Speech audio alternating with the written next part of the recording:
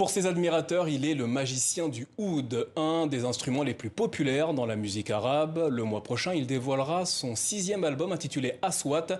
L'artiste marocain Driss El Maloumi est notre invité ce soir. Bonsoir et merci d'être avec nous. Bonsoir. Un désir, un souhait, un rêve, c'est ainsi que vous décrivez ce nouvel opus. Qu'a-t-il de plus que vos 5 précédents albums? Écoutez, tout simplement Aswat qui veut dire en arabe les sons au pluriel, les sons dans leur aspect tonal, vibration, sensation et pas uniquement dans leur sens phonétique de l'élément. Je voulais à travers cet album attirer une attention musicale, si vous voulez, en fait, des divers univers sonores qui constituent notre quotidien. Je peux citer par exemple les sons des éboueurs très tôt le matin qui nettoient nos rues des restes de nos péchés, par exemple, le quotidien. Et puis, vous avez encore les conseils des mères qui préparent leurs enfants pour la gloire de la journée, par exemple, au début, très tôt le matin, qui portent les gens vers des probabilités de la journée. Bref, c'est une espèce d'attention musicale que je voulais écrire en donnant la parole à mon oud qui a accumulé depuis des années pas mal de sons et de vibrations, tout simplement.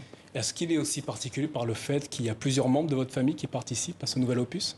Écoutez, je pense que j'ai une chance par rapport à cela parce que j'ai 2 membres de ma famille, ma sœur qui chante et puis aussi Saïd El Maloumi qui est un très bon percussionniste qui joue aussi dans l'album.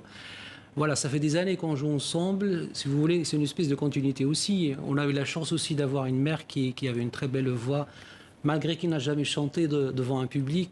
Mais il a quand même su nous donner cette envie de jouer de la musique et d'écouter de la musique. Voilà, tout simplement. Perdure, perdure, continue et perdure, ô toi la libre seigneuresse, dans ta splendeur majestueuse, la terre et le ciel débordent. C'est la traduction française du titre des paroles Sultana, présent dans ce nouvel opus. Que signifie Sultana et quelle est la genèse de ce morceau?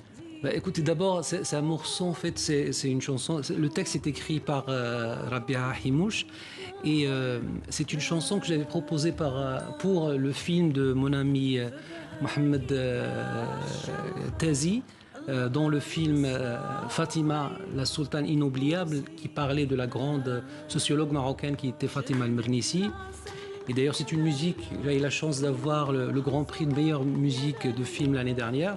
Et voilà, donc je voulais aussi donner la parole à une des voix qui était très importante pour nous à l'époque de notre études universitaires. Sultana, c'est la seigneuresse, si vous voulez, en fait. C'est une façon de donner cette valeur à une femme, à une dame qui est pleine d'envie de changer la réalité et puis de donner la voix, la vraie voix aux femmes.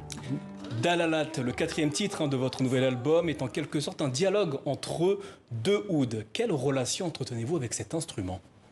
Écoutez, moi je pense que mon quotidien passe par... ou plutôt ma façon de comprendre le quotidien passe par le oud. Je pense que c'est un instrument avec qui, depuis mon enfance jusqu'à aujourd'hui, on a passé tellement de choses ensemble, des moments de tristesse, de douleur, Enfin bref, pour moi, tout passe par la musique et plus particulièrement par mon oud.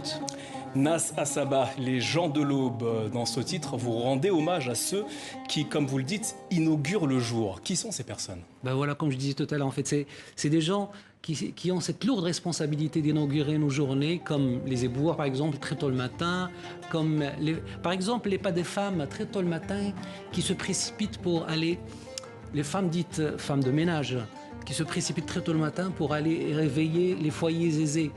Ça peut être aussi les conseils des mamans, comme je disais, qui préparent leurs enfants pour la gloire de la journée. Bref, c'est ce mélange des sonorités qui sont à la fois fragiles et très importantes pour notre identité, pour notre mémoire sonore.